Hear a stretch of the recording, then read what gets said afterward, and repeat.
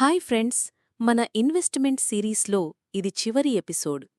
ఇప్పటివరకు మనం స్టాక్స్ అంటే ఏమిటి, బాండ్స్, మ్యూచువల్ ఫండ్స్ అంటే ఏమిటి, రిస్క్ మరియు వోలటిలిటీని ఎలా అర్థం చేసుకోవాలో మరియు ట్యాక్సులు, ఫీజుల గురించి తెలుసుకున్నాం.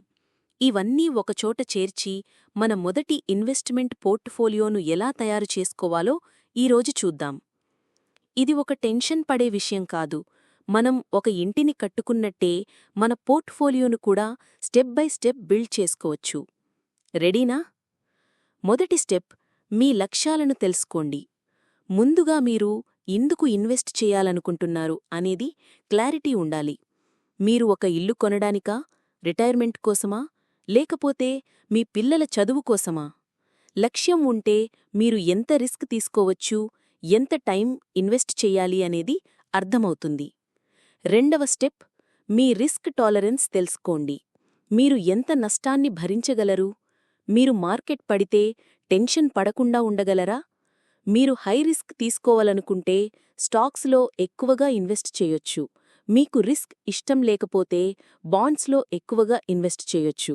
గుర్తుపెట్టుకోండి, మీ రిస్క్ టాలరెన్స్ మీ లక్ష్యానికి మ్యాచ్ అవ్వాలి.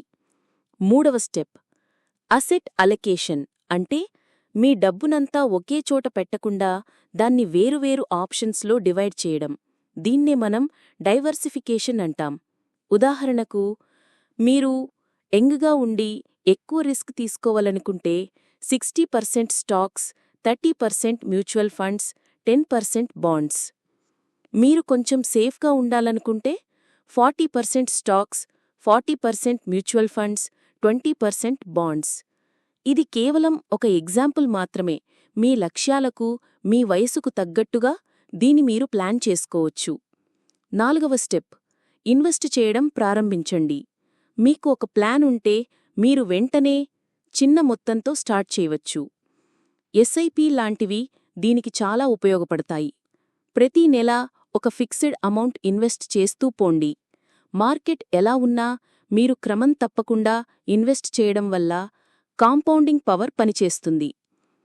ఐదవ స్టెప్, మానిటర్ చేయడం మరియు రీబ్యాలెన్సింగ్ చేయడం.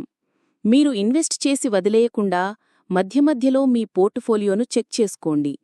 కొన్నిసార్లు ఒక ఇన్వెస్ట్మెంట్ బాగా పెరిగితే దాని శాతం మీ పోర్ట్ఫోలియోలో ఎక్కువ కావచ్చు.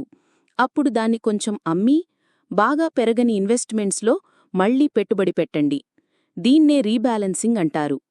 గుర్తుపెట్టుకోండి, ఇన్వెస్టింగ్ అనేది ఒక మ్యారథాన్, స్పీడుగా పరిగెత్తే రేస్ కాదు. ఓపికతో, తెలివిగా ప్లాన్ చేసుకుంటే మీరు ఖచ్చితంగా మీ ఫైనాన్షియల్ గోల్స్ను రీచ్ అవుతారు. సో, ఇది మన సిరీస్లో చివరి ఎపిసోడ్.